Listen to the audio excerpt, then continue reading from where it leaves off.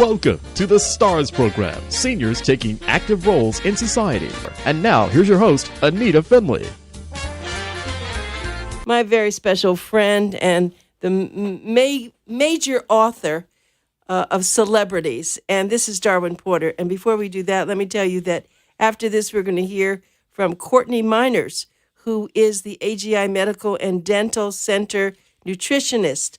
Then Lee Hope Becker, the author that we've heard from before, and she is continually writing more books. Then Chris McDonald, The Memories of Elvis in Concert. Dr. Andy Mencia, of course, will be here. I don't know what he'll be talking about. It's always a surprise. And we'll end with Joe Karp, who is our elder law attorney. So lots of information, but let's start off with the most fun of all, Darwin Porter. Good morning, Darwin. Good morning to you, Anita, and happy end of the year. Happy end of the year, my goodness. Are you feeling that in New York? Everybody's aglow with the holiday? No. No, you just finished your book. I guess you're exhausted. Well, people in New York are approaching Christmas with a little bit of a certain fear, a nervousness. Really? Know. Well, yes, because, New York is singled out as a terrorist target, and I've been watching 24-hour cable news, and that's all that's being broadcast on Fox and Channel 78, CNN, and MSNBC. You know that, of course. So it's a curious time, I think, in America. But wait a minute. I have to just say this, Darwin. I got to see, I guess it was the CNN.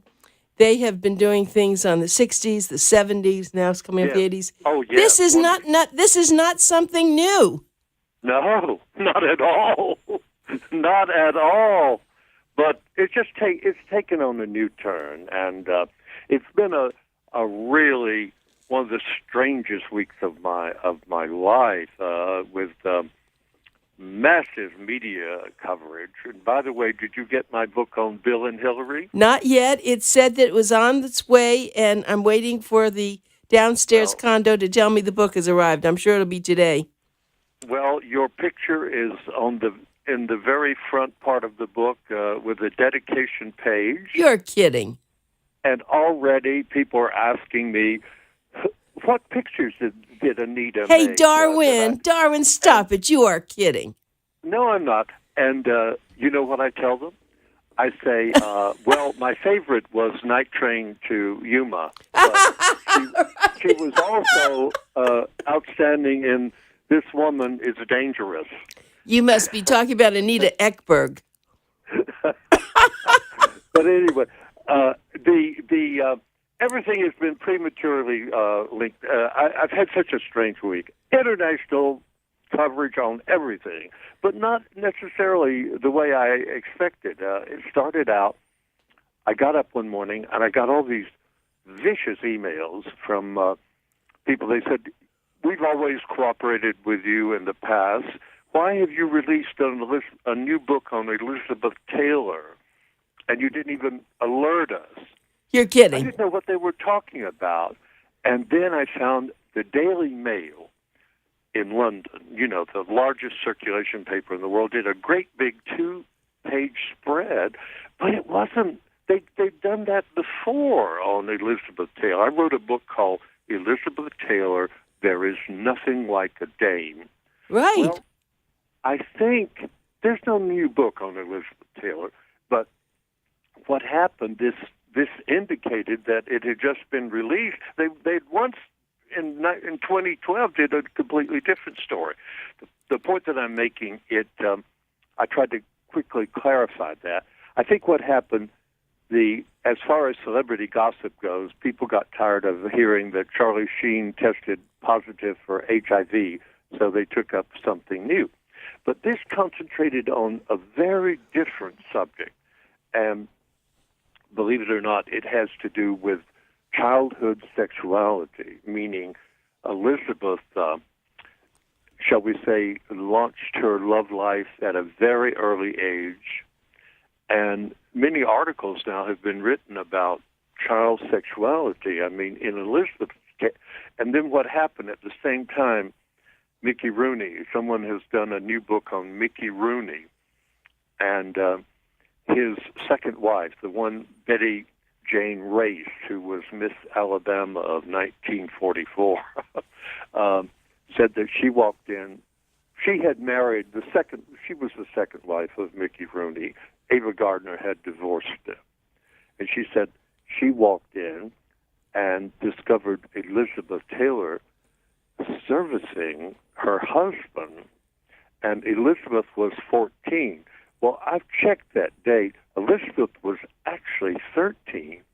And so this brings up, this has sort of generated news about childhood sexuality and Elizabeth Taylor's early link with John Kennedy, who was a congressman.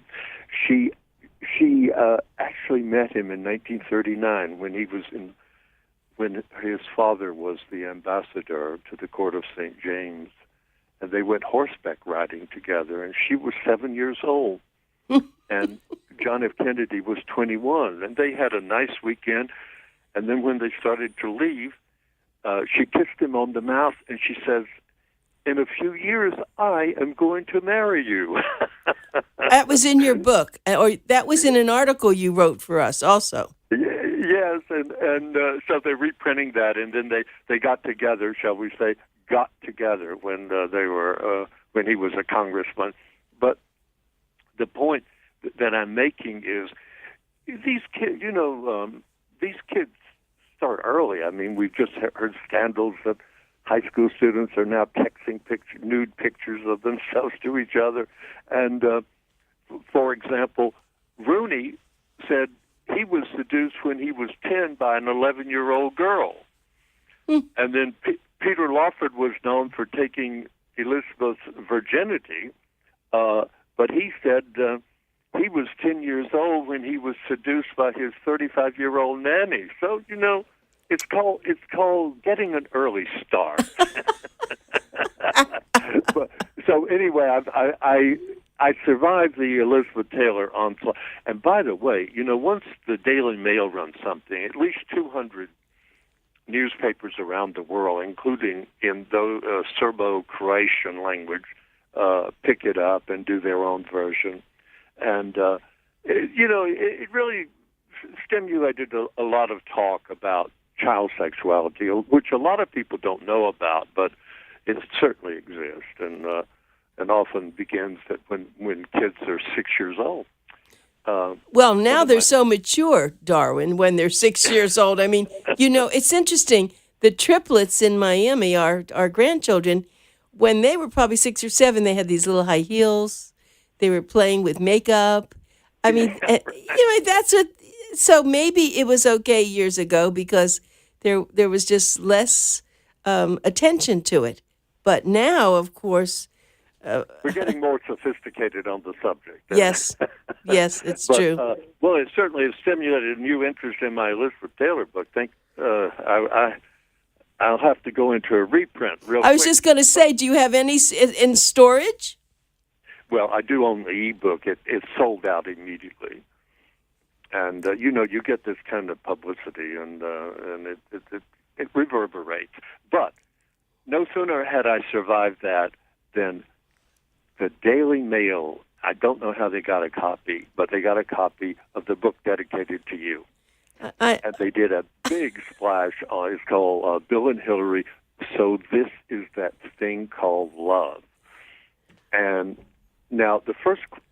headlines everywhere, including Serbo-Croatian and Moscow even. And the Chinese the censors are going over it now to see if there's anything critical of China so they can publish it. They have 10 censors who read every book. By the way, my Elizabeth Taylor book in China is outselling the book in London. Oh, my gosh. I'm amazed that these international publications seem more interested in American celebrities than particularly vintage ones than we are in America. Of course, because what else do they have? They don't have anything like this. Exactly. I mean, they turn to American celebrities for their entertainment.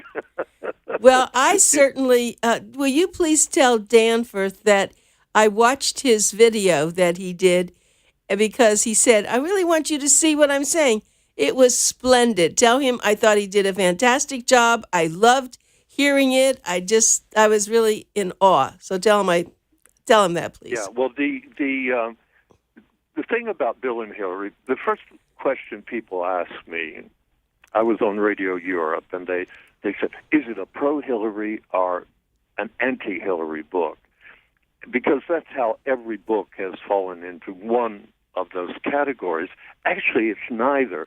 I took it as a reporter about what the Clintons were like, where they came from, how they survived.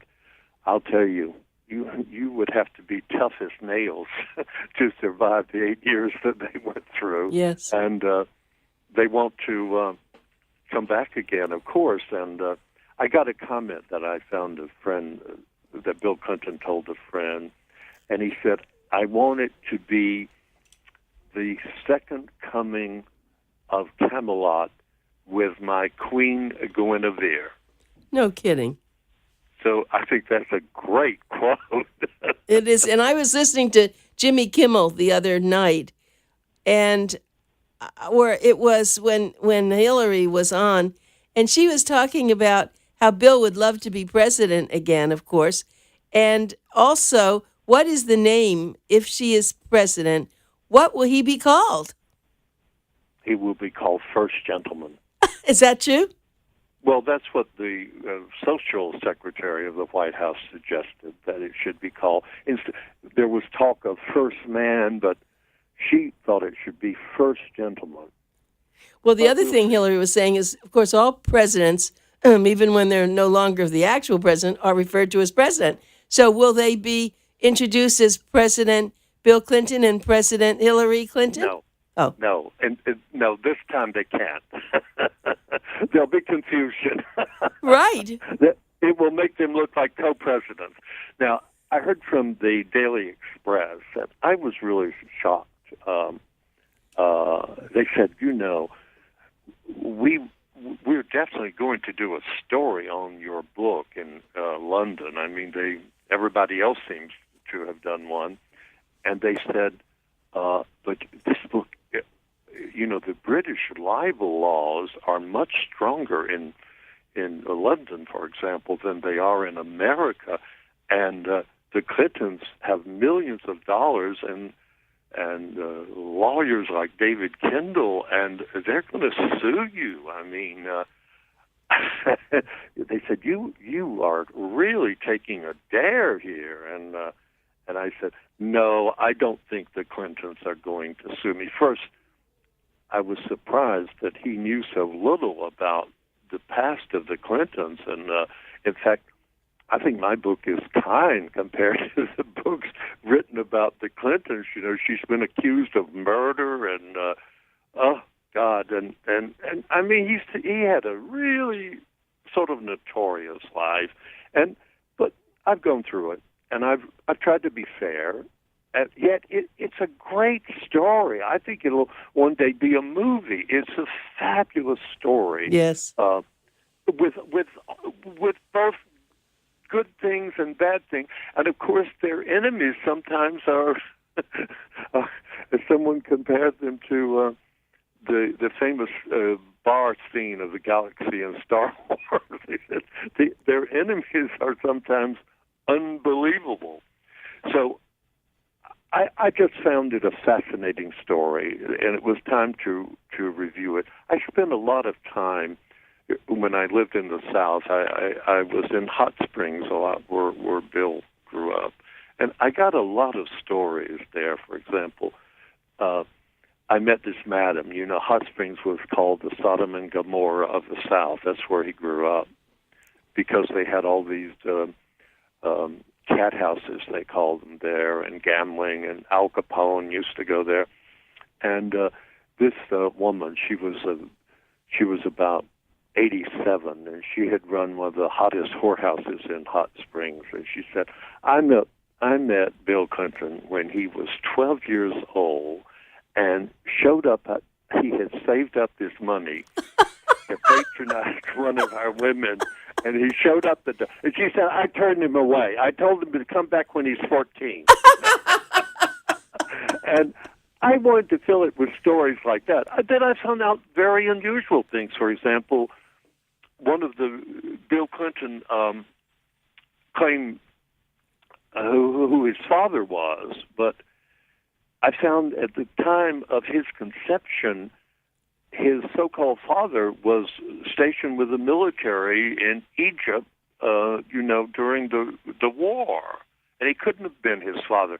Now, he came back in time for the birth, but you're a medical person. You know there's a difference between birth and conception. And, it's not all about sex and scandal. I mean, there's a lot of that. But I found out sort of very human things, like Hillary flunked her bar exam in Washington, D.C., but she passed it in Little Rock. And I wanted to know what her first law case was, and she represented a company that canned pork and beans. And one irate customer opened the can of pork and beans and found a small rat in it. And he sued the company. Oh, my God. She represented the company. Oh, my but gosh. she won the case, and she won it based on the fact she showed that rat is an acceptable food product in many parts of the world. No kidding. And the judge granted and didn't award the man anything. But she won. I thought, that's such a strange story. For Hillary Clinton, it makes her law debut, and I spent a lot of time investigating that.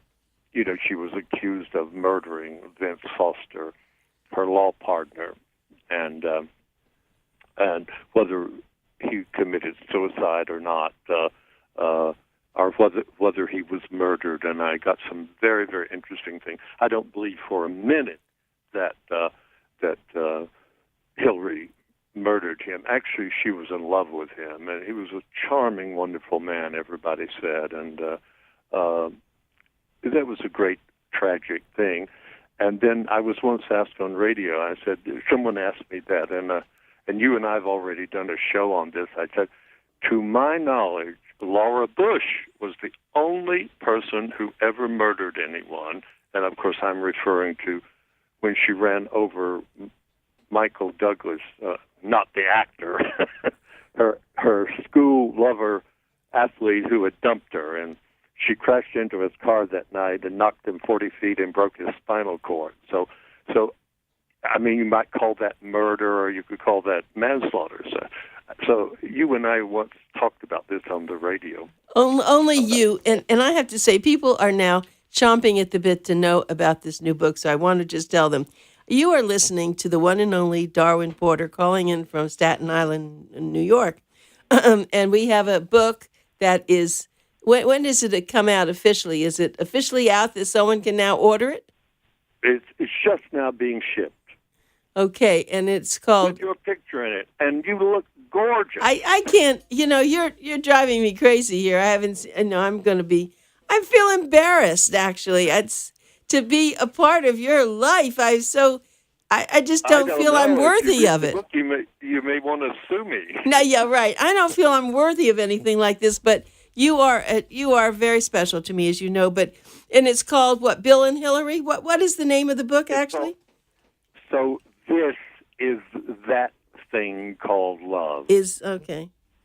Which is the story of an enduring marriage. Many marriages are not smooth, and many marriages, they could be separations along the way, love, betrayal. They had it all, and they still do. And God knows what their future may be. They may run the free world one day.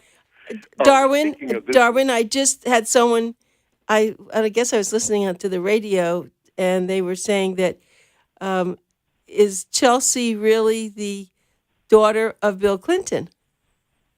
Well, that I've dealt with in the book. Okay. Did you say someone called that to your attention? No, I heard it on a show.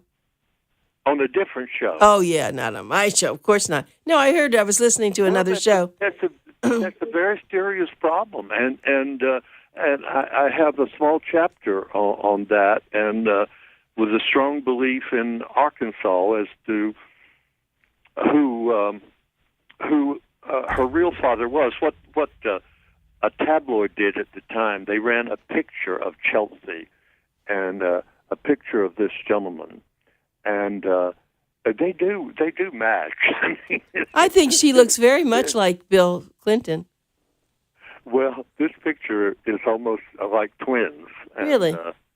Yeah, the man went to prison. He was assistant to my old friend Janet Reno as Attorney General, and he got into some trouble about embezzling money from the company, but he was Hillary's close friend, and so I ran. And her partner, her other partner in the law firm. So I went into that without. I certainly, until a DNA test done, I couldn't draw any conclusions, but I presented both sides of it, and a lot of women were very upset in Arkansas if Bill were the real father, because he used to tell them that he drew blanks, and then they became worried. And then one woman claimed that she had an abortion with his child, and a black prostitute presented her son and posed for cameras and said the father was Bill Clinton, and he now and Bill was very nice because he rounded up some of Chelsea's extra toys in the Little Rock governor's mansion and sending them over to this young African American boy, which I thought was a nice gesture. I mean, it just the story is, well, but you followed it in pieces. But when it's all put together, Anita, the Clintons that's a fabulous. I treated it almost like a Hollywood story. Yes, I think so. Because it's unbelievable that the Carters didn't make such great copy in the White House. But the Kennedys did. What? The Kennedys certainly did. Yes, and that of course that's the story that made the world headlines, which was told through Catherine Graham, passed it on to Truman Capote, my dear old friend Truman Capote. You told Truman Capote something, and it would be broadcast all over the world tomorrow morning.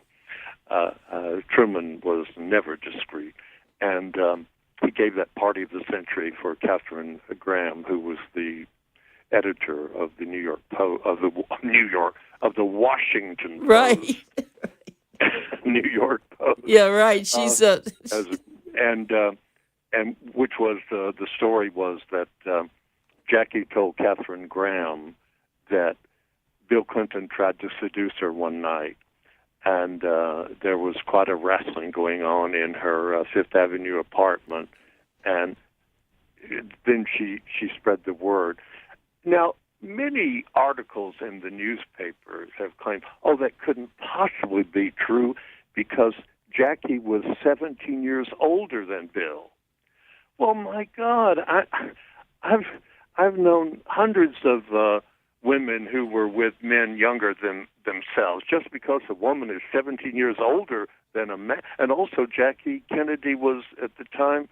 Well, even in the last year or so of Jackie's life, she was an attractive woman, but back then she was a very alluring woman, one of the most desirable women in the world. One month she got 200 marriage proposals around the world, some from men in their 20s.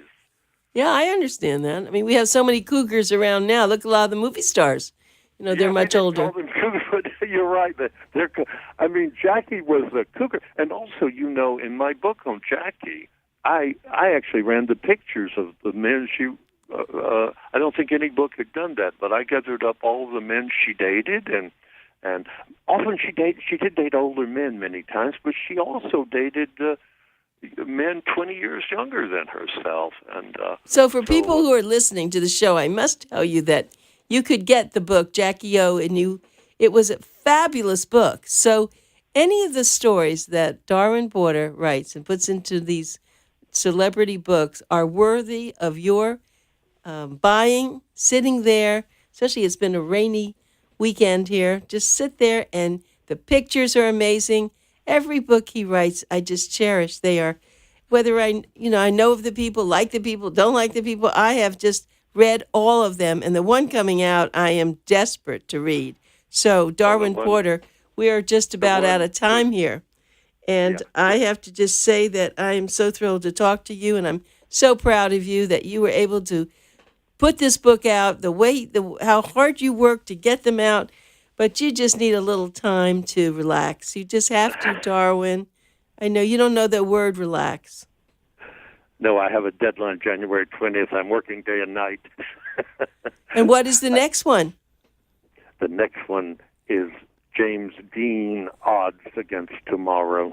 James Dean. Okay, well, we'll look forward to that, but we don't want to talk. Wait. You know what? We don't want to talk about that one. We want to talk about this one when it comes out. We'll be doing a whole article in Boomer Times, I'm sure. And thank you, Darwin, so much. And we'll talk again, okay? You have a great year, and I hope you're still speaking to me after you get this book. I can't wait. This is so funny. I'm sitting here with my mouth open. Now remember, you start in Night Train to Yuma. I know. Well, you're so special. Okay, well, I'll talk to you again. Have a great show now. All right, my love to Dan. Bye.